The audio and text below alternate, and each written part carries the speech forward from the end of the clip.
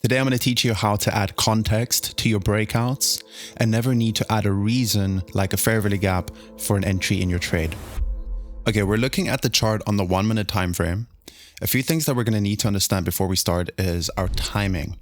So our timing for this model specifically is going to be for the New York profile, and that is going to be from 9 o'clock till 9:22. This range is going to give us a high and a low and some bodies in between, but there is a specific way that we can transform this range into making it very easy to discover our premium and discount. Looking at this 22-minute range, how would we identify the premium and discount for future price to react off of it? Pretty simple. We're going to be using a two-step way to identify our premium and discount. Step 1, identify the high and the low of the 22-minute range. And then step 2, identify the wicks that are left over from the high and the low and make them your premium and discount zones. This is where price is going to react from it. It's going to have its breakout and react from it, or it could have a trade going from premium to discount as a consolidation. Let's get into this video. We're currently looking at the 22-minute range from the previous example on the 1 minute time frame on TradingView. Let's look at how we would have traded this on a live chart. So we see that we have our premium and our discount just above and below the price right now. So that means price has not touched any of these edges. So we do not trade until we touch the edge and have a reaction with a candle count or break out from that edge with a candle count retest. These are all concepts that I'm going to be teaching you guys through this video. So stay tuned. Let's get in it. Let's wait for price to touch either one of these edges at the top or the bottom and have a breakout.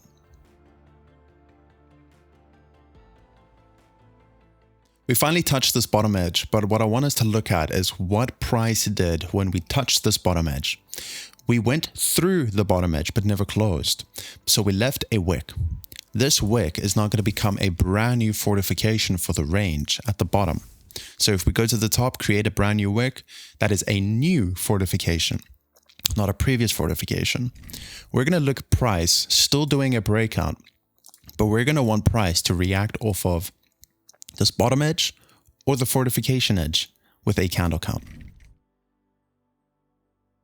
We have price coming back to that previous fortification and bottom edge of MCR. Let's see if we break through. We didn't. So price is still reacting off the fortification and the bottom edge of MCR. So what we're going to do is just enlarge that fortification that is engulfing that previous one and engulfing the bottom edge of MCR. All I'm telling myself is now that this edge is the area that price is failing to go past.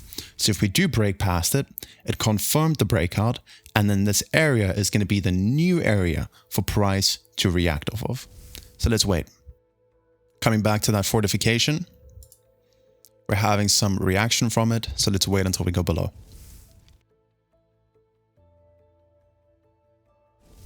We finally have price breaking through the bottom of MCR and this new fortification that we formed. When this breakout happens the first time or the second time, it doesn't necessarily mean that we directly enter when it happens.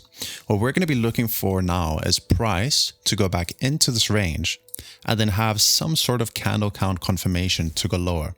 All that specifically means is that we have candles closing below each other once we react from this range, because the first indication of a retracement or a continuation of price will be from the candle body closures itself.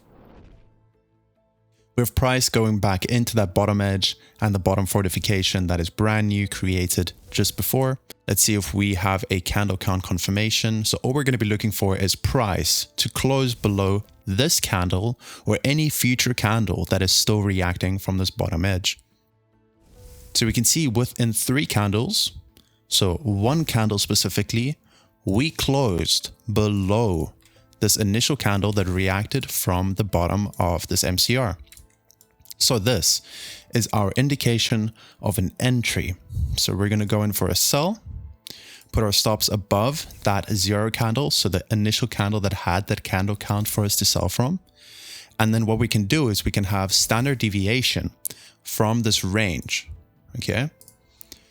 And we can target the 1 standard, the 1.5, We can target 2, we can target the 0.5. But the issue is with MCR, there is a 70% chance for price after a breakout to confirm and close back on the other side of MCR.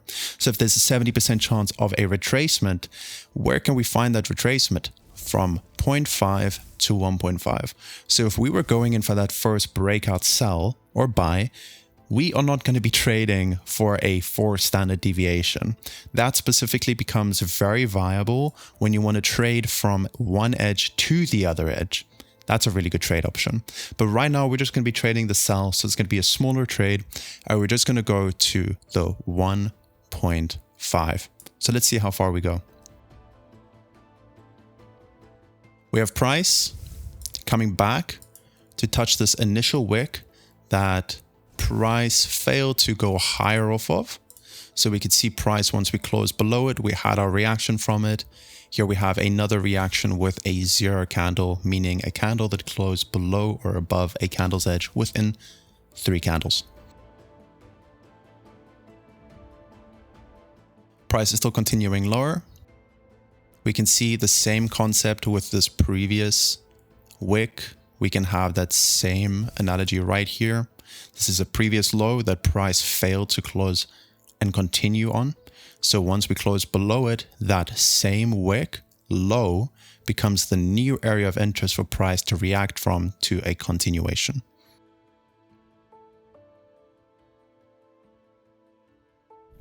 If this video helped you understand how to add context to your breakouts, please subscribe and comment down below anything about MCR you want me to make next. If you guys want to learn from a community of traders that trade MCR, there's going to be a link to my Discord down below.